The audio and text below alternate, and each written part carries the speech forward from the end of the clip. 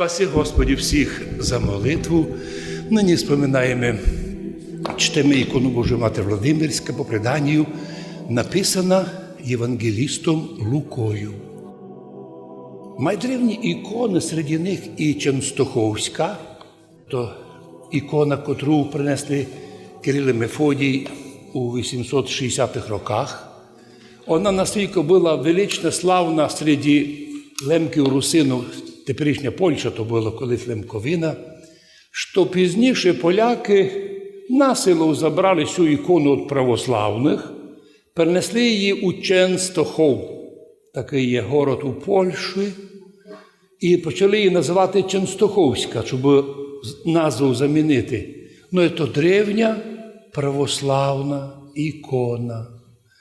І древніших святинь Польща й немає, бо у католиків само іконописання утрачено. У них є релігійні картини, але ікону римокатолики утратили.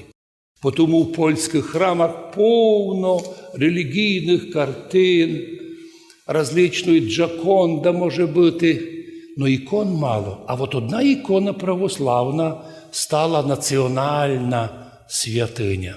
Ми не шкодуємо православні. Господи, Боже Мати, благослови і римокатоликів. Но завжди напоминаємо, це ікона наша. Владимирська ікона також древня ікона, яка прийшла із Візантії на Русь. А також ми маємо чествуємо свою ікону, ікону Ужгородської Божої Матері, котра месна чтима наша, ікону Геронтісу, котра написана на Афоні, ікона Сладкої Лобзані, солодкий поцілунок Афонська, Афонська Одігітрія. Наш народ так любить ікони, що коли порівняємо православний храм з любим католицьким, то виходить, що у них практично не є ікон, а якщо десь є, то вони її не цілують, не мають традиції, вони піднімають ікони або картини, щоб до них не мож доступитися. Ну що ж, вони втратили ото древнє, славне, котре ми бережемо. От чому в Європі тільки много храмів, а храми такі інтересні, а внутрі тільки бетона, а висоти, а стіни, а на стінах, крім пару картин релігійних, практично ікон не є. Основні святині на Западі ікони, то колись крестоносці грабанули Константинополь, що там вкрали, то перенесли на Запад. Тепер то є, там вони в запасниках мають. От і тому ми кажемо, Господи, який наш мудрий був народ, коли полюбили наші предки ікону.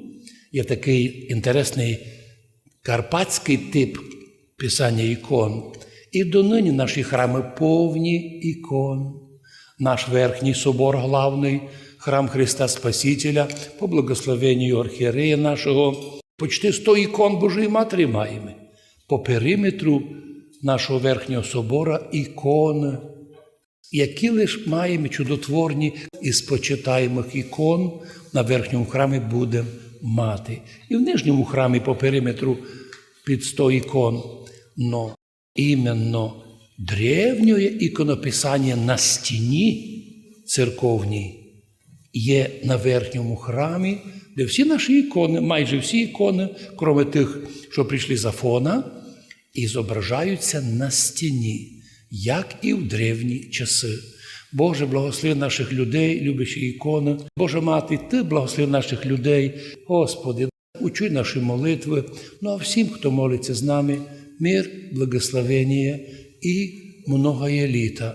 Напоминаємо всім, що в православні співають інтересну пісню «Господи, дай нам многое літа». Но ми тут кажемо, довершіть до кінця думку, бо ми ще маємо таку существенну добавку. Ми кажемо, Господи, дай нам многое літа, но во здрав'я і в спасіння.